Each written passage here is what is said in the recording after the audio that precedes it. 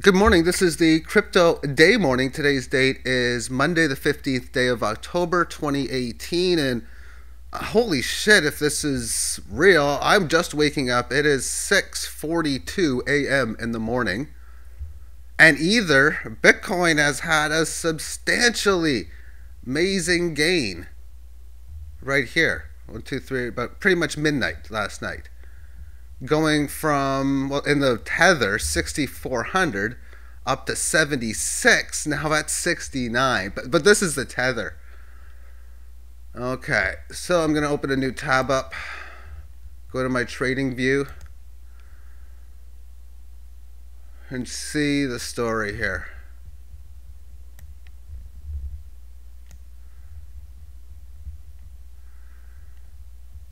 Okay, so the Dow, I got, well, let's take a look at it. First, I'm going to look at Redcoin just to see if I made any trade. I didn't.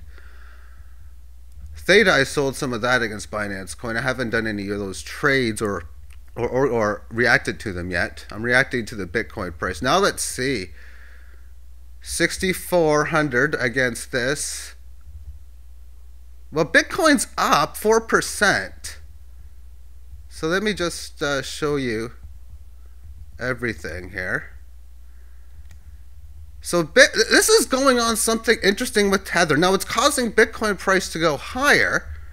Bitcoin's up $240 against Bitstamp at 64.26. The Coinbase is practically at that same price at 64.20.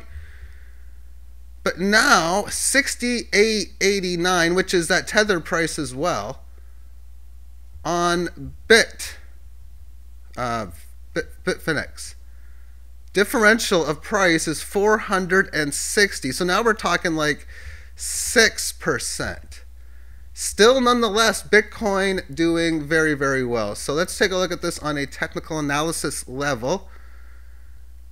And daily chart, here we are from the 18 average of lows after this move, which you have a big move that breaks like a key level like this, and it didn't follow up with any type of down move. I was kind of wondering on this, and would this be the failed breakdown before the big move? And well, possibly now, especially if it holds around 6,300, because it had such a wicked move to the upside. Well, that's a huge statement, that if I see the failure at around 6,300, 62 change, that is and I say that because you got a failed move on one side. Oh my goodness, on the downside. And we've been in a very choppy, undecisive market for some time. That using the strategy of buying low, selling high with the Bitcoin dollar cross has been profitable in that it goes up, down, over and over and over again. That an example, everything when it went down would have meant buy orders, and then this whole session would have meant sell orders. But looking at this on the single hour time frame, this started at 1 a.m. in the morning. I want to take a look on the 1 minute. So what I'm going to do is I'm just going to scroll it to that point and then move it over.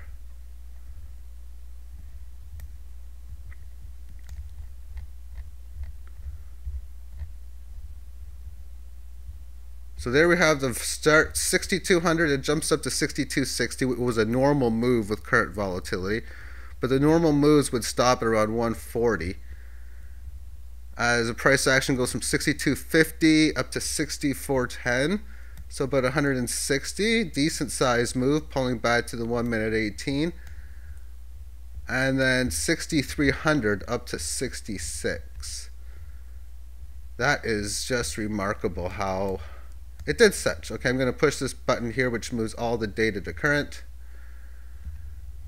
Okay, so a big statement move has happened. We'll see how the follow through goes, because this is a spot that could say, okay, we could be seeing like 9,000 as a possibility, only 9,000 Bitcoin by the end of the month or higher even, and maybe even going past 8,000 by the end of the week. It could be 10 or 12,000 by the end of the month. Keyword is could. But the chances of such an event are a lot higher today than they were yesterday, given the statement date today. Okay, so as far as markets, I got ARN down 7.78%. It's in the buyback mode because within this, when you look at this on the daily chart, it had all of the selling in here. Had two buybacks, I think, since the top. Maybe two. I've set a lot of sells on the way, and then a buyback in here from that sell, all that good, beautiful stuff. Okay, theta, which I just sold. It's down. Well, I guess, because I would have sold it at a while ago. Yeah, so I would have sold up here. So this is a spot where as a trader, I got a sale. Let me get the number. And I did so at 985. That might have been the top. I mean, there's no way. 990. Okay, good. Close enough, though. That's good, though. So I'm now able to buy this back pretty much right now, and then put my sell order back again at 985, and that's what I'd like to do on that. So PivX is down 4%. Loom, it's just chopping around in here, still holding this little area. But if it breaks this resistance with only this move in here, and then it starts to fail, that's a pretty weak point. And Nebulous. This is the type of choppy days I want to see overall. As far as the up moves are concerned, Ethereum, against, of course, I would expect everything, especially against the Tether, to be up. See, this is Litecoin against Bitfinex. And I gotta get this off of here. So let's delete it. 57 is that one. And this is where I add codes to my watch list.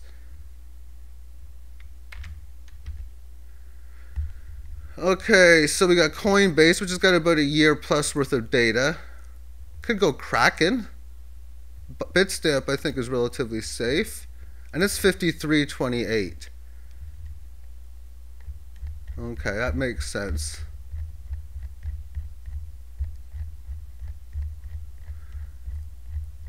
As far as some other gainers are concerned, the Binance coin, I'm going to have to do another one there.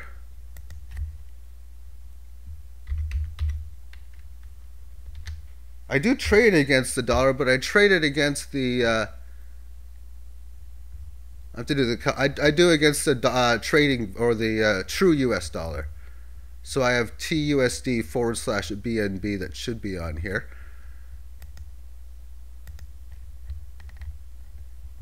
Okay, so looking at the top percentage gainers in the bottom now. Ripple against Binance coin, that's up to 46.11. I can't remember if I bought down in the 40 or 41 area. If I did, I'd be close to a sell order. I'll change the dash one later. EVX at 85.47, and showing some great volatility. I mean, I wasn't available for this day. That's what got me in. But I've had some sales and buybacks already on this, so that's good to see. POA, that's looking really beautiful. That's just nice. Okay, what else did I trade? I traded some Komodo. I got like 3 or 4 sell orders of Komodo. I trade this very aggressively, though.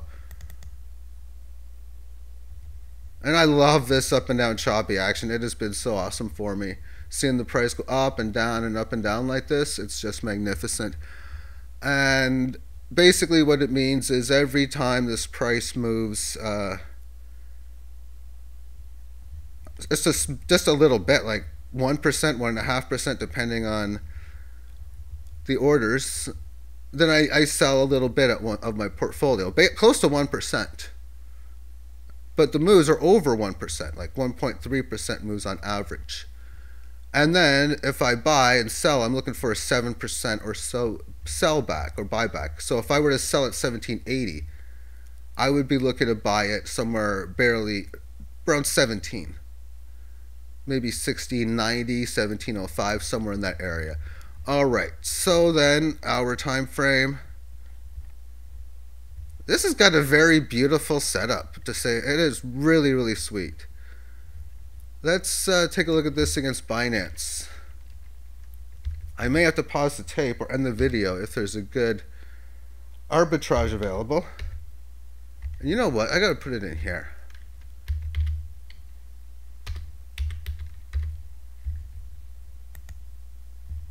So this is 17,861, and Binance it's at 1804. So the differential there is at 1786 and 18. There's about 14 cents, almost 1%. So technically there is microscopic arbitrage there because it's about a 1% move. You got rake of 0.25% on Bittrex, and under 0.1%, you're looking at about 0.33% rake. So I kind of myself, especially if I'm transferring coins back and forth, want to make sure I get at least 2 to 3%, oh, at least 2% of a differential from the lowest price where I can buy and the highest price where I can sell. But I do like this pattern right now on the 1 hour time frame. I like its volatility and I like its bullish behavior just because it has this beautiful rally, comes back, settles in within here, down to this 18 average of lows, big rally up to the highs. But I like these 3 periods showing strength amongst such. Okay, what else did I trade already that I gotta look at? I'll give you an example of the trading that I do, and the first one is already a good one. 75.11 I bought EVX at. So here I am. I bought this over. I bought this here. The low is 73.97. So I'm at the point where I could automatically sell it right now, and I will. But I won't sell everything that I bought. I would sell I would sell most of it. So for every 100 that I bought, I'd probably sell about 90 of it. So I'd only keep about 10% of what I bought and then re-enter a buy order again, probably down at that exact same level. And really, everything's good to go. 2 other buy orders came in. POA was one of them. This looks sweet. Well, 884 was a key. Well, it wasn't a key number. It's just where a line is in. So I guess it's a key number. But as good as the pattern is, I actually didn't technically buy it here, which is not unfortunate. It's just LSK was one of it. So my memory for short term, it could definitely use some improvement. So LSK was a buy. It's down 3.2%. So it's just been continuously going down. Daily chart continuously going down. And within such, when I look at my last few orders, it's pretty much been buys, at least going from September 1st to October the 15th. On the 1st, I bought at 40, then 36, then 32. Then I got to sell at 37, buy it back at 32, and then buy some more at 28. So now I'm going to be looking to buy probably at around 24 to 25. And I'm going to be looking to sell this somewhere around the 32.5 number where I bought previously. Probably a little higher, the 32.9 number, or the 33 to 34. And NAS was a buy at 17.22. That's the final one I'm going to have to go through. It's at 18.10 now, so that's a good one. This is good to see. So there's the low, and it went to 16.60. But either way, that's still a good hit. 17.22. At a differential of 10 basis points on 17 of 1, that's like 6%. So I'll probably look to put my sell order in the 19 range somewhere, even up to 20, like 19.9. And then I'm also going to be looking at my buy order next. Well, 17.9 or change, so I'm going to go like 15-ish or so. But what I also like to do is look at, and this only does so good because people change orders, but look at the orders and then find a strategic spot. But it's not the greatest of plays, but short term it most certainly is. And this is the NAS chart on Binance, which shows the moves on here. But what I like to look at is this here, the order numbers, and we can see that at 25 there's 1,000. And so you can find, okay, whereabouts these numbers do I want to go? And 25 looked like they already changed it already. But a lot of these numbers can move. That's the whole point of it. But this is just an area of stuff to look for. See where you can go to key numbers, meaning once you see somebody selling or buying very big, just go before them. If somebody were to put, say, a sell order of, say, 5,000 at this number, then I could do 20075 kind of deal. But I will probably pick the even 20 number. It's not, I mean, it's not like it means anything that's not available, but I think that's the area that I'd want to go because it's a good gain from where I bought it.